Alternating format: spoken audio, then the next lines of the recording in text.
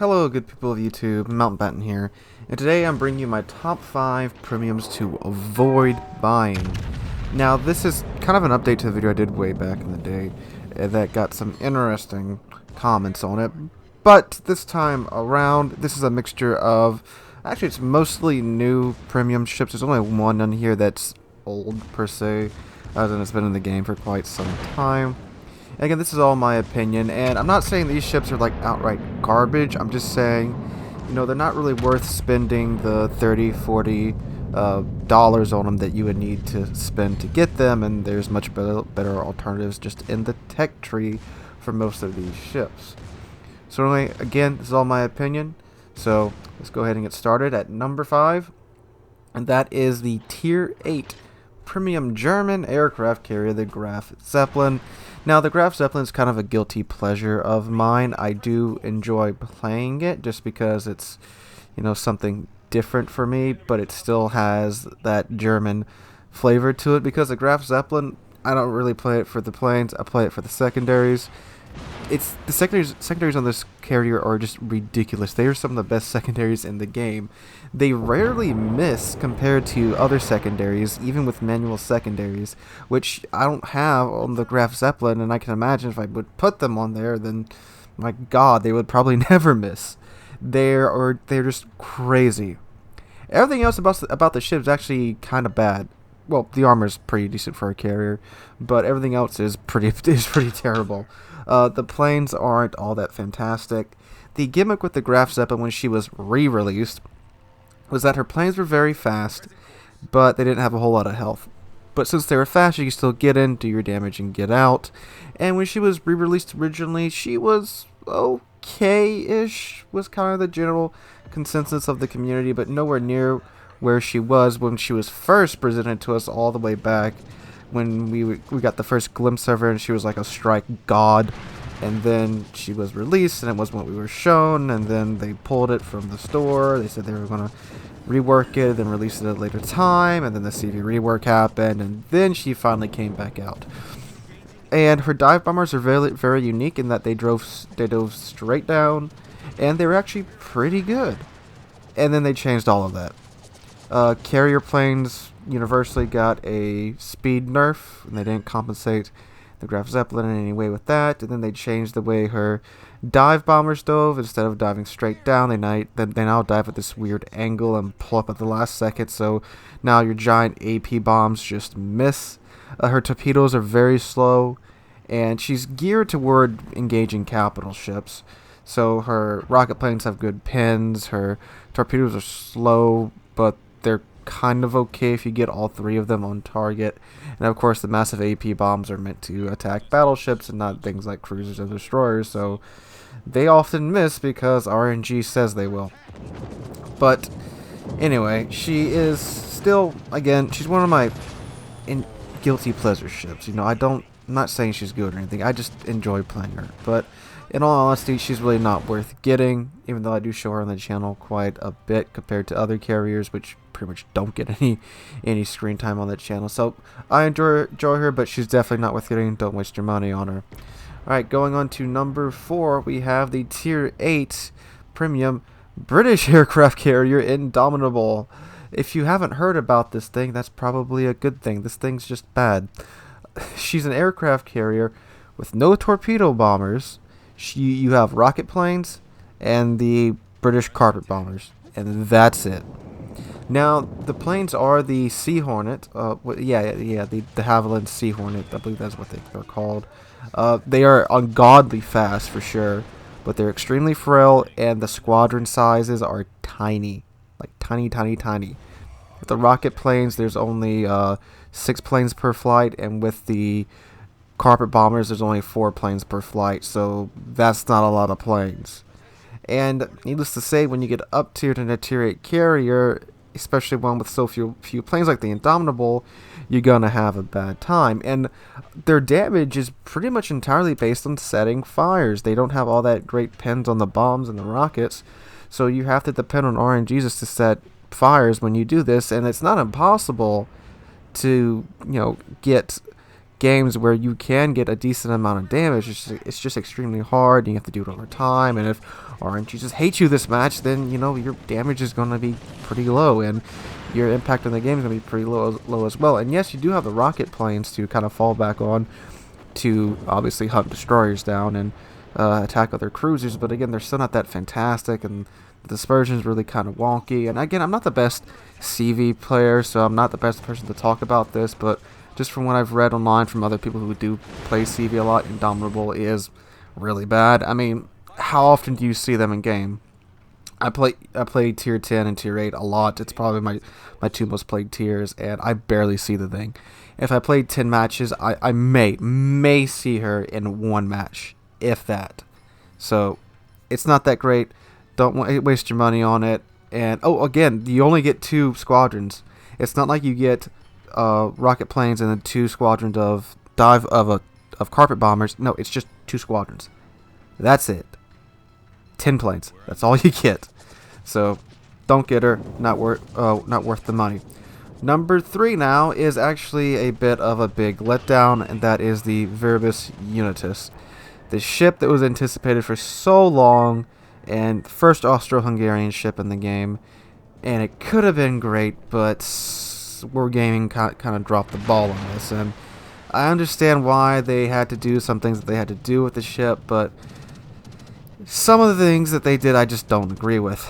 It's a tier 5 premium Austro-Hungarian ship, or pan-European, and that's what they threw her under, but I have the Austro-Hungarian flag on there. And boy, this ship is just... Whew. People are going to get it anyway because, you know, collectors and all that. And it is special because, yes, this is the only Austro-Hungarian ship in the game, and yes, it's got some amazing bow armor. For those of you that don't know, bow armors, I think it's like over 100 millimeters. I don't know exactly, but it's freaking tough. It can bounce Yami shells. It's the only ship in the game whose bow can bounce Yami shells. Well, I mean, there are other ships in the game that can do it, but you know, she's the only one that can do it constantly because the Kremlin's got that strip of 32 millimeters of armor right above its strip of like 60 millimeters of armor. And of course, the Curfer, she does have that little special front 2 bow plates that almost connect. But Verbis Unitas, she can just bounce them for days. I've done it before. It's freaking hilarious, by the way. Having a Yami, which is several times bigger than the ship, shooting at your bow armor in a test room and nothing happens. It's freaking great. But anyway, the ship in and of itself, there's a lot of good there. The bow armor is great. The guns are actually pretty good. She has 12 guns, and that's a lot. And they're not all that inaccurate for her tier. Her problems come into place in the fact that she has almost no AA, and she has such a small health pool. Her health is, I think it's like 35,000 and change, which is almost nothing for a battleship at tier 5. Way below the norm. And her heal isn't that fantastic. You take 1 torpedo in this, and I know I overstate sometimes. Oh, I just took 2 torpedoes and now half my health's gone, and really only like, you know, maybe a third of it's gone. You legitimately take 1 torpedo in this ship, and a third of your health is gone. It's really squishy because of its health, and it's tier 5, so it can be up to the tier 7, and you can get into double tier 6 CV games on this ship. And that freaking sucks, because there's almost no AA on this thing. The ship's from World War 1. It sucks when you're in a carrier game in this ship. Now, when you're in a tier 5 game, no carriers, ship's perfectly fine most of the time. They really needed to give her like a better heal, or just increase her health by a bit, because it's really, because I was really looking forward to this ship along with a lot of other people, and people still bought her, and it's a big letdown. I wish they would tweak her some to make her more comfortable at tier 5. Maybe give her some more AA. 'Cause it's, you know, it's not like Wargaming hasn't done, oh, this is a refit that was going to happen in this year, but it never really happened. So just give it tier 5 AA, and that'll help out a hell of a lot with it. But until they do that, or until they tweak her a little bit, stay away from it. It's not worth your money. It is only a tier 5, so I think it's only like, what, 20, 25, maybe 30 bucks if that. But still, just stay away from it. It's not worth it right now. Just waiting to see if they'll tweak it. So, alright, number 2 is the tier 8 premium Italian battleship Roma. Another ship I want to love so bad. But with the Roma, its only thing is its dispersion. The dispersion of the main battery guns is atrocious, especially by tier 8 standards. And yes, RNG Jesus will bless you every now and then. You will get a good dispersion group off on it. But most of the time, it makes the Germans look good, especially after the Germans got their buff. It makes the Germans look really freaking good. Roma is such a knife fighter that you have to get extremely close for her main battery guns to connect consistently, like within 10 kilometers. And even at 10 kilometers, half of your shells may go into the water because, sure, that's how that works. And when you do get close, she is quite good, but in today's meta of sit back and snipe, or throw HE everywhere, it's not that great. It's really not. And everything else about the ship is actually pretty good. She has really good armor. She had for battle tanking, for getting it close. Just don't let them get at your side because your citadel is exposed.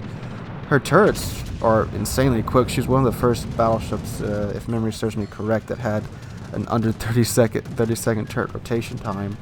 And her secondaries, I mean, I want to build into them, but they're actually kind of decent. Her AA is okay, and again, with the CV rework today, AA is kind of all over the place. But, you know, in the game you're watching here, I shot down like 25 planes, and, well, I was also given special attention by the 2 tier 8 carriers in the match because I got stuck by myself.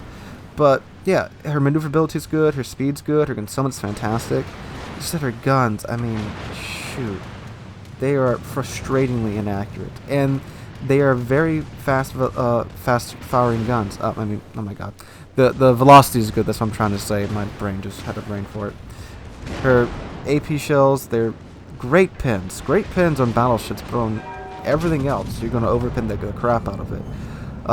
Cruisers, even broadside to you, shoot them in their citadel, you're going to overpin, which is extremely frustrating because with the dispersion, it's not like you're railing them like with the Soviet battleships and you're still getting decent damage because most of your shells are hitting.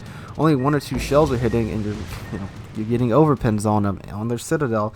It's extremely frustrating. Now, when they angle to you, it's better then, but other than that, it's extremely frustrating, and just because I really do like this. I do like it, but I can't tell anyone to go out and get it because it's so frustrating to play. And I have a special relationship with Roma.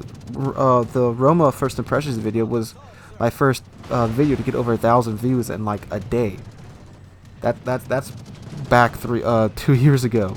So I have a special relationship with this ship, and I do kind of like it now.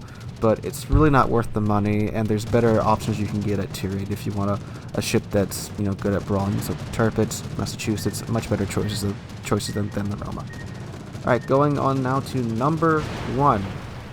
The tier 7 premium Soviet battleship Poltava.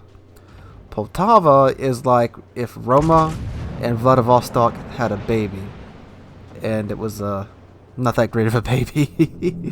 Poltava has 9 14-inch guns. She's a long ship, if you look, as you see on the screen now. She's actually roughly the same length as the Iowa. She's not quite as thick as the Iowa, but they're about the same length. So it's a big old target at tier 7. And exposed citadel, 9 guns that aren't all that accurate. She kind of got the Roma treatment. And yeah, it's just not that great. The Soviet gimmick is the closer you get, the better the dispersion. That doesn't happen in Poltava. Or if it does, the effect is so minimal, I can't frickin' tell.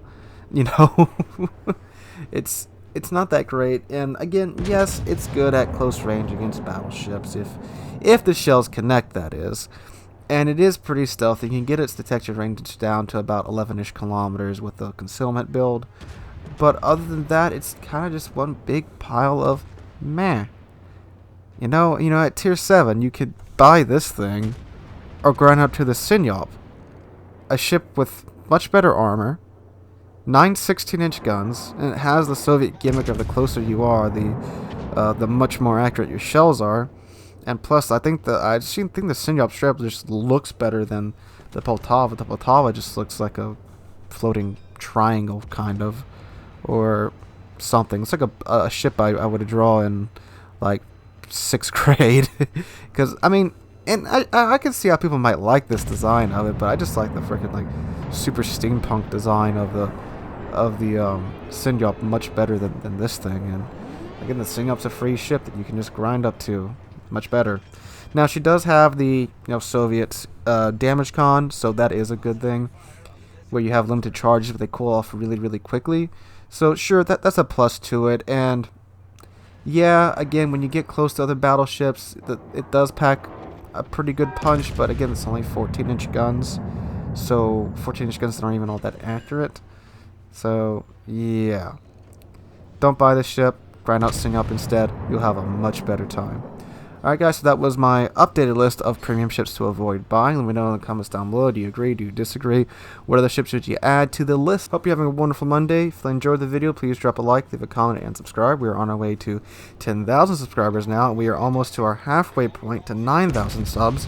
I can't thank you guys enough for that. You've been doing a fantastic job with all the new subscriptions recently, and again, I thank you guys so much for that. You guys are awesome. So again, hope you're having a wonderful Monday, and hope to catch all of you guys in the next one.